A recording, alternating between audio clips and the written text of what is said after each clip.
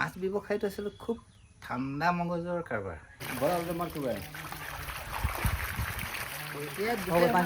তাত মাছ আপুনি কিছুমানে বা ভিডিঅ'ত দেখাই দিয়ে, কিছুমানে আপোনাৰ 10,000 টকা মাছ মিলি আপোনাৰ লাখ টকা উৎপাদন কৰা বুলি আপোনাৰ এনে হৈ চৈ লগাই দিয়ে, কিন্তু সেইটো নহয় তাৰমানে।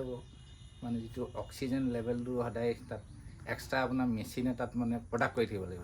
তেতিয়া আমি বছৰত আপুনি সেই পুখুৰীটোতে আপুনি তাৰ ডাবুল পইচা ইনকাম কৰিব পাৰিব।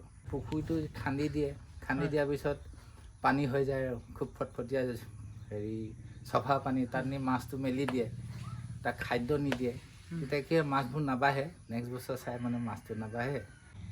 এইবোৰ বস্তু তাত আপুনি পৰিমাণ হিচাপ মতে এবিঘা পুখুৰী এটাত আপুনি তাত সপ্তাহে সপ্তাহে বা আপোনাৰ পানী কালাৰটো চাই থাকিব লাগিব। হয়, নমস্কাৰ বন্ধুসকল, আছাম ফাৰ্মিং চেনেলত আপোনালোক সকলোকে স্বাগতম জনাই এটা নতুন ভিডিঅ'লৈ আহিছোঁ।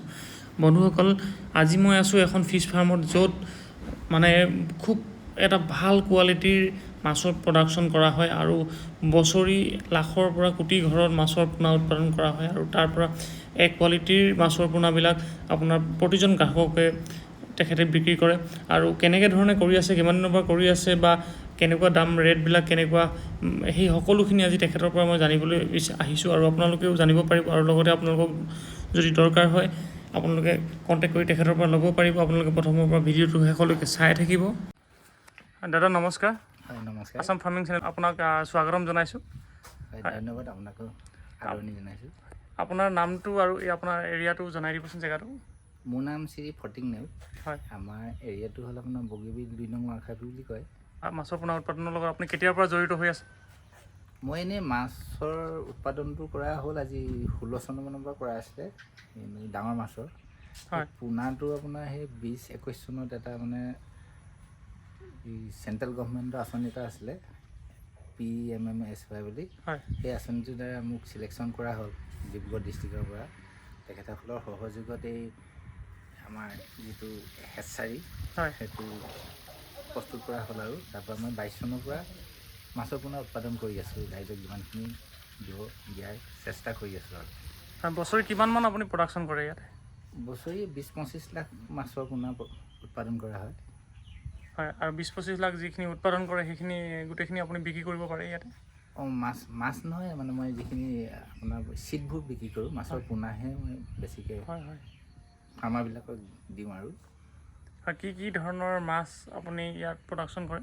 বৰ্তমান মই এতিয়া IMC কৰি আছোঁ, যিটো IMC মানে ইণ্ডিয়ান মেজৰ কাপ যিটো কয়, ৰৌ, বাহু, মিৰিকা, আপোনাৰ কাপ জাতীয় অলপ কৰোঁ, grass cup, common cup, golden cup. কেটফিছটো কৰা নাই বাৰু এতিয়ালৈকে। হয়, বৰ্তমান সেইখিনি কৰি আছোঁ। মাছৰ ফাৰ্মিং মানে মাছ মোৰ চিকাৰ কৰা এটা খুব হেঁপাহ আছিলে আগতে, নিচা নিচিনা। আগতে খুব মাছৰ চিকাৰ কৰোঁ হ'লে, তো যেতিয়া সেই মানে চাকৰিত জইন কৰা হ'ল, তেতিয়া এই মাটিবোৰ আমাৰ এনেই পৰি আছিলে। হয়, তো সেই অনুপাতে খাবৰ কাৰণে মানে মাছ পুহিম বুলি ফিচাৰী কৰা হৈছিলে। তো সেনেকৈ ফিচাৰী কৰোঁতে কৰোঁতে মানে পোনাবোৰ আনোতে বহুত কিছুমান মানুহৰ বহুত ঠগ খালোঁ। মানে কেইবাবাৰো তেনেকৈ পোনা দিয়েহি, পোনাবোৰ ডাঙৰ নহয়। তাৰপৰা মনত এটা এনেকুৱা এটা ধাৰণা, পোনাটোনো কেনেকৈ উৎপাদন কৰে, সেইটো আমি কৰি চাব পাৰি নেকি। সেই তেনেকৈ কৰি কৰি সেই গতিকে তেনেকৈ আমাক গভৰ্ণমেণ্টৰ পিনৰ পৰা আঁচনি মোক মানে চিলেকশ্যন কৰিলে ডিব্ৰুগড় ডিষ্ট্ৰিক্টৰ পৰা। সেই তেনেকৈ সুবিধা হ'ল, অলপ কৰি মেলি বৰ্তমান কৰি আছোঁ আৰু হয়। এতিয়া মাছৰ পালন কৰিবলৈ, এতিয়া ধৰক পোনাৰ কাৰণে নহয়, ধৰক এতিয়া পুখুৰীত যদি কোনোবাই মাছ পালন কৰে বা তেখেতলোকে মাছটো এটা জীৱিকা হিচাপে লৈ তেখেতলোকে মাছ পালন কৰিব বিচাৰে, তো কেনেকৈ ধৰণে আগবাঢ়িব লাগিলে? মাছ ব্যৱসায়টো আচলতে খুব ঠাণ্ডা মগজৰ কাৰবাৰ। আপুনি খুব টেনশ্যন নোহোৱা, আপোনাৰ ৰাস্তা ঘাটত কোনো প্ৰব্লেম নোহোৱা, কিন্তু মাছৰ সেই যিখিনি জানিবলগীয়া সাধাৰণ জ্ঞান কিছুমান, সেইখিনি আয়ত্ব কৰি ল'ব লাগে। হয়, আপোনাৰ মাছ কেনেকুৱা পানীত থাকে, মাছে কি খায়, কোন জাত মাছৰ কোনটো খাদ্য দিব লাগিব, পানীৰ মেইনটেনেঞ্চটো কেনেকৈ ৰাখিব লাগিব, পুখুৰীটো প্ৰস্তুত কেনেকৈ কৰিব লাগিব, সেইখিনি কৰিলে আপুনি মাছৰ ব্যৱসায়টো এনেকুৱা ধৰণৰ। আপুনি কিছুমানে বা ভিডিঅ'ত দেখাই দিয়ে, কিছুমানে আপোনাৰ 10,000 টকা মাছ মিলি আপোনাৰ লাখ টকা উৎপাদন কৰা বুলি আপোনাৰ এনেই হৈ চৈ লগাই দিয়ে, কিন্তু সেইটো নহয় তাৰমানে। আপুনি এবিঘা পুখুৰী এটাত যদি মাছ ব্যৱসায়িক ভিত্তিত কৰে, তেতিয়া যদি আপুনি তাত 50,000 টকা ইনভেষ্ট যদি কৰে, আপুনি 1 লাখ টকা এটা মানে এবছৰত আপুনি ইনকাম কৰিব পাৰিব। তাৰে 50,000 টকা আপোনাৰ লাভ ধৰক, 50,000 টকা আপুনি ইনভেষ্ট হ'ব। গতিকে সেই বৰ্তমানলৈকে সেইটো হেৰিতে আছে। যেতিয়া আধুনিক তাতকৈ আৰু হেৰি আছে, আপুনি এটা পুখুৰীত বোলে বছৰত 2 বাৰ মাছ উলিয়াম। তেতিয়া এটা আধুনিক আপুনি এৰেশ্যন বুলি কয় সেইবিলাক তাত ফিট কৰিব লাগিব। মানে যিটো অক্সিজেন লেভেলটো সদায় তাত এক্সট্ৰা আপোনাৰ মেচিনে তাত মানে প্ৰডাক্ট কৰি থাকিব লাগিব। তেতিয়া আমি বছৰত আপুনি সেই পুখুৰীটোতে আপুনি তাৰ ডাবুল পইচা ইনকাম কৰিব পাৰিব। গতিকে সেইটো আৰু তেনেকুৱা ব্যৱস্থা। তাত ফিডিংটোত আপোনাৰ মন দিব লাগিব। মাছ যদি আমি ইয়াত 15,000 বা 20,000 টকা পোনা দিওঁ, তাত 40-45,000 টকা আপুনি মানে তাত ফিডিং কৰাব লাগিব। তেতিয়া মাছৰ গ্ৰ'থটো পোৱা যায়। এতিয়া কিছুমানে এনেকুৱা হয় মানে পুখুৰীটো খান্দি দিয়ে, খান্দি দিয়াৰ পিছত পানী হৈ যায় আৰু খুব ফটফটীয়া হেৰি চফা পানী, তাত নি মাছটো মেলি দিয়ে, তাক খাদ্য নিদিয়ে। তেতিয়া কি হয়, মাছবোৰ নাবাঢ়ে। নেক্সট বছৰ চাই মানে মাছটো নাবাঢ়ে, এই ব্যৱসায়টো লাভ নাই বুলি ভাবে। আচলতে সেইটো নহয়। মানে সেই পানীটো কেনেকৈ ৰাখিব লাগে, মাছৰ খাদ্যটো আপুনি কোন জাতৰ মাছ পুহিব, সেই বস্তুটো আপুনি যদি অকণমান জ্ঞানখিনি আয়ত্ব কৰিলে, তেতিয়া আপোনাৰ এইটো প্ৰফিট এটা বিজনেছ। মানে প্ৰাকৃতিকভাৱেও মানে যদি ডাঙৰ কৰিব বিচাৰে, তেতিয়াহ'লে মানে পুখুৰীটোত আপোনাৰ কম মাছ মেলিব লাগিব। মাছ কম মেলিব লাগিব। আমি পুখুৰীত যিটো প্লেংটন বুলি কয়, জু প্লেংটন আৰু ফাইটোপ্লেংটন, উদ্ভিদ কণা আৰু প্ৰাণী কণা বুলি কয়, সেই বস্তুটো আপুনি পানীত কেনেকৈ জন্ম দিব লাগে, সেই বস্তুটো আপুনি জানিব লাগিব। মানে সেইটো দিবৰ কাৰণে আপুনি সাৰ প্ৰয়োগ কৰিব লাগিব। তাত কেঁচু সাৰ হওক, গোবৰ সাৰ হওক, খলিয়ৈ, এইবোৰ বস্তু তাত আপুনি পৰিমাণ হিচাপ মতে এবিঘা পুখুৰী এটাত আপুনি তাত সপ্তাহে বা আপোনাৰ পানী কালাৰটো চাই থাকিব লাগিব। বা 10 দিনৰ মূৰত সেই বস্তুখিনি তাত প্ৰয়োগ কৰিব লাগিব। তেতিয়া আপোনাৰ যেতিয়া পানী কালাৰটো সেউজীয়া হৈ থাকিব বা কলপাতৰ নিচিনা যিটো কালাৰ আহে, সেই কালাৰটো থাকিলে আপুনি মাছ এনেই ডাঙৰ হ'ব পুখুৰী। মানে তাত আপোনাৰ খাদ্য আছে, তাৰমানে পুখুৰীটোত প্লেংটন আছে, সেই প্লেংটনবোৰ খাই মাছ ডাঙৰ হ'ব। এইটো প্লেংটনটো কৰিব হ'লে আমি কিবা আৰ্টিফিচিয়েলি মানে দিবলগীয়া হয় নেকি? আছে বহুত আছে। আপোনাৰ এইবোৰ যে খলিয়ৈ থৈ দিয়া আছে, এইবিলাক হয়। এইবিলাকৰ পৰা কৰিব হ'লে আপুনি গোবৰ দিব লাগিব তাত। তাৰপৰা কিছুৱে ৰাসায়নিক সাৰটো ব্যৱহাৰ কৰিব পাৰে, কম পৰিমাণ হিচাপত। আৰু তাৰপৰা তাত আপুনি চূণটো দিব লাগিব, চূণটো প্ৰয়োগ কৰিব লাগিব। চূণৰ পানীৰ pH-টো যদি ঠিক নাথাকে, তেতিয়া আপোনাৰ প্লেংটনটো জন্ম নহয় তেওঁ। গতিকে সেইখিনি মন দিব লাগিব অলপ। চূণটো মানে এনেকুৱা ধৰণৰ, আপুনি পুখুৰী প্ৰিপেৰেশ্যন কৰোঁতে চূণটো একদম পানীটো শুকাই যদি তলিত মাৰি ল'ব পাৰে, তেতিয়াতো বহুতেই ভাল। তেতিয়া আপুনি বিঘাত ধৰক 30 পৰা 40 কেজি চূণ মাৰি ল'ব লাগে মাছ মেলাৰ আগতে। মানে মাছ যেতিয়া আপুনি বোলে এসপ্তাহমানৰ পিছত মেলিব, তেতিয়াতে আপুনি পুখুৰীটো শুকুৱাই চূণ তেনেকৈ মাৰি কেনে তাৰপৰা পানী ভৰাই দিব পাৰে। পানী ভৰাৰ পিছত তাত আপুনি যিখিনি সাৰ দিব লাগে দি মেলি, যেতিয়া পানী কালাৰটো চেঞ্জ হৈ যাব, তেতিয়া সেউজীয়া কালাৰ এটা আহিব, তেতিয়া আপুনি তাত পোনাটো দি দিব লাগে। তেতিয়া আপুনি খুব সোনকালে মাছটো মানে গ্ৰ'থ হ'ব। এতিয়া যিহেতু আপোনাৰ মে শেষেই হ'ল আৰু, তো এনেকুৱা দিনত আপুনি যেতিয়া মাছ পোনাখিনি উলিয়াব হয়, তেতিয়া কেতিয়াৰ পৰা এইটো প্ৰিপেৰেশ্যন কৰিবলগীয়া হয়? এইটো প্ৰিপেৰেশ্যন মানে আমি ইয়াৰ কাৰণে বৰ্ডাৰ চিলেকশ্যনটো আমি নৱেম্বৰ মাহতে কৰোঁ। নৱেম্বৰতে আমি যেতিয়া পুখুৰীবিলাক নেটিং কৰোঁ, তাত খুব ভাল যিটো ফাষ্ট গ্ৰোথ মাছবোৰ, মানে বেছি স্বাস্থ্যৱান মাছবোৰ, সহজ ভাষাত কৈছোঁ আৰু স্বাস্থ্যৱান মাছবোৰ আমি ছেপাৰেট কৰি দিওঁ। তাতে মেল ফিমেল চিলেকশ্যন কৰি ছেপাৰেট কৰি সিহঁতক তেতিয়াবা ভালকৈ খাদ্যটো দিয়া হয়, ফিডিংটো ভালকৈ দিয়া হয়। তেতিয়া সিহঁতক খাদ্যটো যিমান ভালকৈ দিয়া হ'ব, সিহঁতৰ মানে তেতিয়া হেৰিটো সোনকালে আহিব, কণীটো সোনকালে হ'ব। তেতিয়া আমি আপোনাৰ মাছ ধৰক প্ৰতিবিধ মাছৰ মানে বেলেগ বেলেগ ব্ৰিডিং টাইম। এতিয়া কমন কাপ, গল্ডেন কাপ, আপোনাৰ এইটো আমুৰ কাপ, সেই মাছখিনি আপোনাৰ ডিচেম্বৰ, জানুৱাৰী, ফেব্ৰুৱাৰীটো ব্ৰিডিং হৈ যায়। তাৰপৰা এপ্ৰিল, মে', জুন, জুলাই এইখিনি আপোনাৰ সেই ৰৌ, বাহু, মিৰিকা এইখিনি এইকেই মাহত হয়। কিন্তু আমাৰ ইয়াত এটা সমস্যা এটা আছে অসমত, বিশেষকৈ অসমত মানে ব্ৰিডিং ছিজনটো অলপ দেৰিকৈ আহে। গতিকে সেইকাৰণে কেলকাতা বা বাংলাদেশত ব্ৰিডিং ছিজনটো আমাতকৈ এমাহ 2.5 মাহমান আগতে হৈ যায়। গতিকে সেইটো অকণমান অসুবিধা আমাৰ এতিয়া প্ৰাকৃতিকভাৱে হয় আৰু, তথাপিতো পাৰি কৰিবলৈ। তো সেই ইয়াতে কৰোঁতে আপোনাৰ এইটো এটা বনাই থৈছে, যিটো দেখিছোঁ আপোনাৰ এটা টেংক বুলি কয় নে কি কয় এইটো? হয়, এইটো ব্ৰিডিং টেংকেই হয়। ব্ৰিডিং টেংক হয়, এইটো এটা। আৰু এইফালে আপোনাৰ ইয়াতে হেচিং তেনেকুৱা এটা টেংক বনাই ৰাখিছে।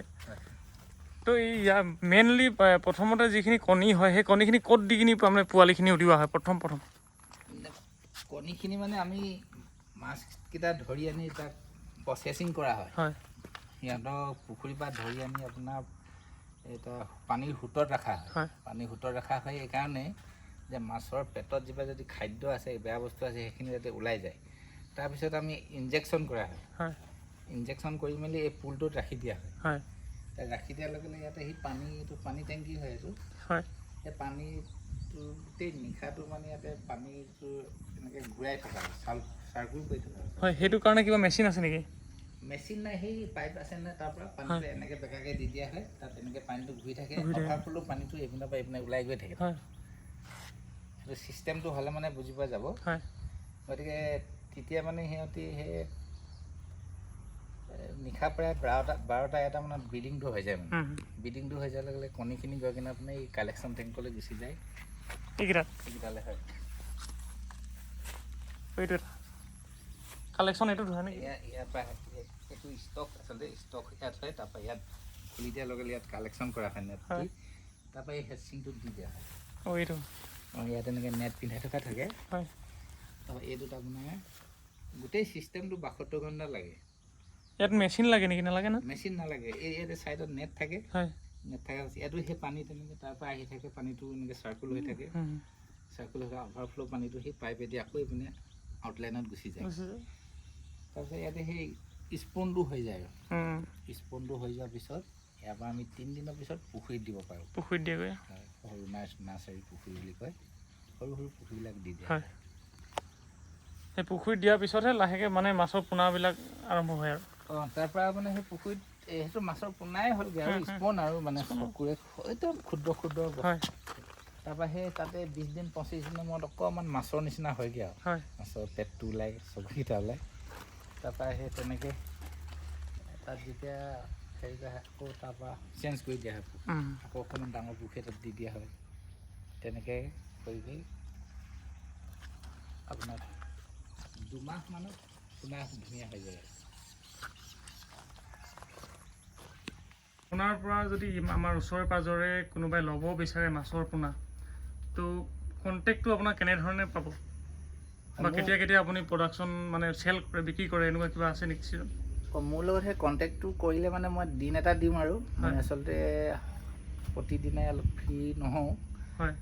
মই তেনেকৈ কেইবাজনো ফাৰ্মাৰ লগত কথাটো পাতি এটা দিন ঠিক কৰিলোঁ। সেই দিনটোৰ মতে মই মাতি কেনে পোনাখিনি দি দিওঁ। তেতিয়া মই কণ্টেক্ট নাম্বাৰটো দি দিব পাৰিম বাৰু। 9678423616। আপোনাক কণ্টেক্ট কৰি ল'ব পাৰিব নহয়? কণ্টেক্ট কৰি ল'ব পাৰিব। ঠিক আছে। কিমান দূৰলৈকে নিব পাৰিব? ধৰক আপোনাৰ ইয়াৰ পৰা আমাৰ অকল ডিব্ৰুগড় ডিষ্ট্ৰিক্টতো পাৰিবই। আপোনাৰ শিৱসাগৰৰ পৰা যদি আহে কোনোবাই ওচৰৰে তিনিচুকীয়াৰ পৰা আহে নিবৰ কাৰণে, তো তেতিয়াহ'লে ইয়াৰ পৰা পোৱালিখিনি নিয়াৰ পিছত জিন্দা থাকিব নে ইমান দিনলৈকে তালৈকে? নিশ্চয় নিশ্চয়। জিন্দা মানে আপোনাৰ 2 দিনলৈকে জিন্দা থাকে মাছটো। আপুনি সেই অনুপাতে তাত অক্সিজেন গেছটো দিব লাগিব। যিমান দূৰ হ'ব ডিষ্টেঞ্চটো চাই আমি মানে মাছটো কম দিম, তাত গেছটো বেছি দিম। এতিয়া ওচৰ পাঁজৰবিলাকত আমি মাছটো বেছি দিওঁ, গেছটো কম দিওঁ। সেই অনুপাতে মই অৰুণাচল মানে নাগালেণ্ড তিনিচুকীয়াটো যায় বাৰু, তিনিচুকীয়া পিনে গৈ থকাই হৈ পাৰে না, তেনেকৈ গৈ আছে এতিয়ালৈকে। যিকোনো জেগালৈ নিব পাৰিব? হয়। অৰুণাচললৈ বহুত যায় আপোনাৰ। আপোনালোকে তেখেতৰ মুখেৰে শুনিলে। আৰু যদি আপোনালোকে বিচাৰে, আপোনালোকৰ নিজৰ পুখুৰী আছে বা আপোনালোকে মাছৰ পোনা ল'ম বুলি ভাবে, আপোনাৰ এৰিয়াটো হৈছে আপোনাৰ এই বগীবিলৰ ব্ৰিজৰ ওচৰতে বুলি ক'ব লাগিব, ইক' ৰিজৰ্টৰ ওচৰতে। আৰু তেখেতৰ ওচৰত আহিব, তেখেতৰ কণ্টেক্ট নম্বৰ ভিডিঅ'ত দিয়া আছে। আপোনালোকে কণ্টেক্ট কৰিব আৰু তেখেতে এটা সময় দিব এদিন। সেইদিনাই একচুৱেলি মাছ ধৰে, মানে সদায় ধৰি নাথাকে। তো এটা দিন সময় লৈ তেখেতে মাছখিনি ধৰে আৰু সেইদিনাখন আপোনালোকক মাতি দিব আৰু পোনা লৈ আপোনালোকে নিজৰ পুখুৰীত জীয়াই আপোনালোকে মাছ পালন কৰিব পাৰিব। আৰু দাদালৈ ধন্যবাদ। আজি তেখেতে ইমানখিনি সময় দিলে মোক, আপোনালোকক জনাবৰ কাৰণে সুবিধাখন দিলে, বা আমিও বহুতখিনি উপকৃত হ'লোঁ তেখেতৰ ইনফৰ্মেশ্যনৰ পৰা। আৰু দাদা ধন্যবাদ আপোনাক। ধন্যবাদ আপোনালৈও ধন্যবাদ। আপুনি ইমান ৰ'দত আহি ইমানখিনি যে কৰি দিলে। নাই, এইটো আৰু এইটো জানিবৰ কাৰণে আমি ৰ'দ নালাগে কি দিওঁ, ৰ'দ বৰষুণ কাটি কৰিবই লাগিব দিয়ক। বহুতখিনি উপকৃত হ'ল। ধন্যবাদ দাদা। ঠিক আছে।